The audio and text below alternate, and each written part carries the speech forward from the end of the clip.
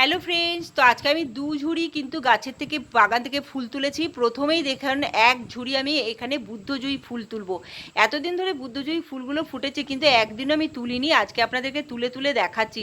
আর এই যে ফুলগুলো, এই ফুলগুলো খুব ছোট ছোট, তো তাই একসাথে থোকা ধরে তুলতে হয়, তবেই কিন্তু তোলায় ভালো লাগে, না হলে কিন্তু ছোট ছোটোগুলো বোঝা যায় না যে কীভাবে কী হবে, আর এবং ফুলগুলো তাড়াতাড়ি শুকিয়ে যায়।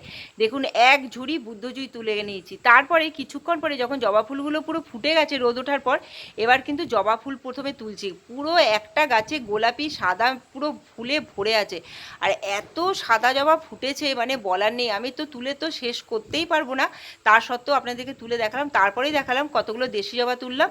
এবং সবার শেষে দেখুন আমি কিন্তু প্রথমে পিঙ্ক কালারের অপরাজিতা ফুল তুলছি। আমার কিন্তু অনেকগুলো পিঙ্ক কালারের অপরাজিতা ফুল গাছ হয়েছে, প্রত্যেকটা গাছেই ফুলগুলো ফুটেছে। এবং সবার শেষে নীল রঙের অপরাজিতায় এক ঝুড়ি ফুল তুলে নিলাম।